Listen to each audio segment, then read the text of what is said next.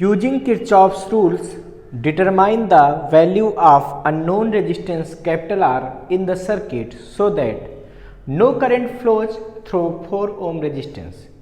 Also find the potential difference between points A and D. Okay तो बच्चों देखिए इस क्वेश्चन में हमसे कह रहे हैं कि R की वैल्यू क्या होगी अगर 4 ओम में यानी कि B से E में इसमें करंट जीरो हो जाए तो, और A और D के बीच का पोटेंशियल डिफरेंस भी फाइंड करना है। अच्छा बच्चों, अब देखिए सबसे पहले तो बात आती है कि अगर हमको R की वैल्यू निकालनी तो हमको ये सोचना चाहिए कि पहले तो हम इस सर्किट में करंट नॉर्मली फ्लो कर दें, कैसे फ्लो हो रही है। तो देखो सिंपल सी बात है कि अगर ये 9 वोल्ट है, जैसे बड़ी बैटरी है, सबसे बड़ी बैटरी सर्किट में ही है, तो इससे कुछ करंट निकलेगी है, और करंट हमेशा पॉजिटिव एंड से फ्लो करना शुरू करते हैं ना, तो ये निकली, मान लो कितनी निकली I1 या I करंट मान लेते हैं। तो I करंट यहाँ से जाएगी, ऐसे जाएगी। अब इधर तो जानी नहीं क्योंकि यहाँ तो करंट जीरो है, तो इसका मतलब ये जो I करंट आ रही है यहाँ से, ये करंट सीधे चली जाएगी पूरी की पूरी, कहीं मुड़ना नहीं है, और यहाँ से ये I करंट ऐसे आके ऐसे वापस, यानी कि करंट ये पूरी बाहर बाहर फ्लो होगी। यहाँ की करंट क्या रहेगी? जीरो रहेगी। अच्छा, अपने को R की वैल्यू फाइंड करनी, तो सबसे पहले हम क्या करेंगे, इसमें किरचॉफ रूल लगाएंगे इतने वाले सर्किट में। तो वहाँ से I निकलता हुआ हमको दिख रहा है। जब I आ जाएगा, समझो बात को, जब I आ जाएगा फिर हम इधर किरचॉफ रूल लगा देंगे, वहाँ से R निकाल लेंगे। उसके बाद हम VA माइनस VD निकाल सकते हैं। VA माइनस VD तो खैर मैं बिना R के कैलकुलेशन के भी निकाल सकता था, मैं यहाँ से पोटेंशियल डिफरेंस ले लेता, आ जाता है आंसर। लेकिन पहला काम है R निकालना, तो क्या करेंगे, पहले इसमें क्लोज लूप में किरचॉफ्स रूल लगाएंगे। तो लिखेंगे फ्रॉम किरचॉफ्स रूल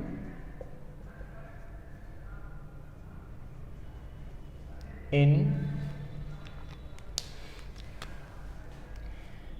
AFEBA, ये क्लोज लूप ले लिया, AFEBA ऐसा। किरचॉफ्स रूल में आपको याद होगा कि अगर किसी रेजिस्टेंस में करंट की डायरेक्शन में वोल्टेज लेते हैं, जैसे ऐसे पोटेंशियल डिफरेंस, तो प्लस का IR लिखते हैं, और उल्टा लेना हो तो माइनस IR लिखते हैं। कोई सेल अगर ऐसे लगा हुआ है, इसका EMF E है, अगर सेल को ऐसे पार करेंगे तो पोटेंशियल डिफरेंस प्लस E लेंगे, जब उल्टा पार करेंगे तो माइनस E लेंगे। ध्यान रखना है बात, ये कॉन्सेप्ट वहाँ यूज होगा, ठीक है। अब A से F पहले जाएंगे, फिर F से E जाएंगे, E से B जाएंगे, B से A जाएंगे, तो A से F, F से E, E से B, B से A, ऐसा क्लोज लूप में। और किरचॉफ्स रूल यूज करेंगे। कैसे करेंगे, तो सेकेंड रूल ये बताता था किसी भी क्लोज के सभी पार्ट्स के पोटेंशियल डिफरेंस का अलजेब्रिक सम जीरो होता है। मतलब A से F जाएंगे, ठीक है, अपना क्लोज लूप में, तो पहले इसमें पोटेंशियल डिफरेंस लेंगे, फिर सब F से E का लेंगे, E से B का, B से A का, और नेट कितना कर देंगे? जीरो।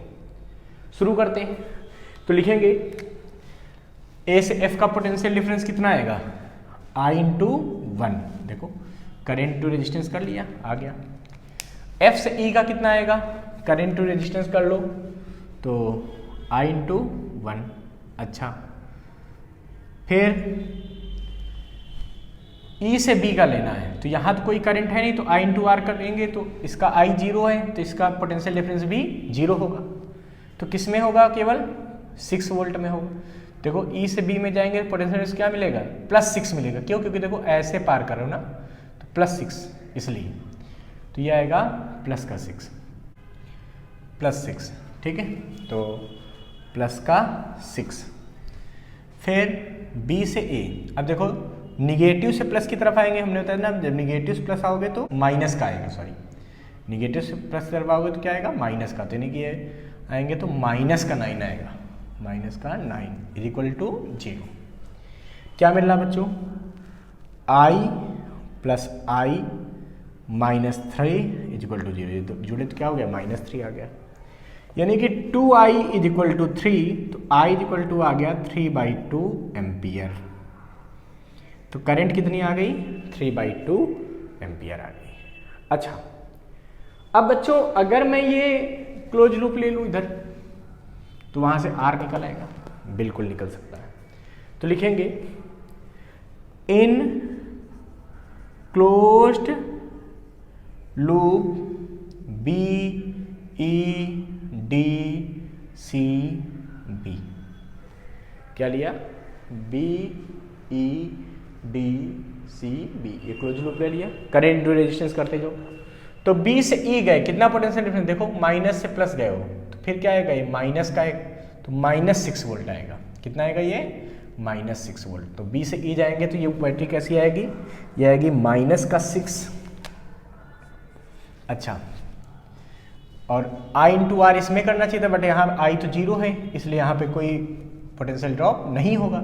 फिर E से D गए, देखो B से E गए, फिर E से D, कोई IR नहीं मिलेगा, कोई वोल्ट बैटरी नहीं लगी, तो इसका पोटेंशियल डिफरेंस 0 रहेगा। फिर D से C गए, तो D से C गए तो क्या मिलेगा? I इंटू R, तो प्लस का मिला I इंटू R। क्यों प्लस का मिला? क्योंकि करंट की डायरेक्शन में आगे बढ़े।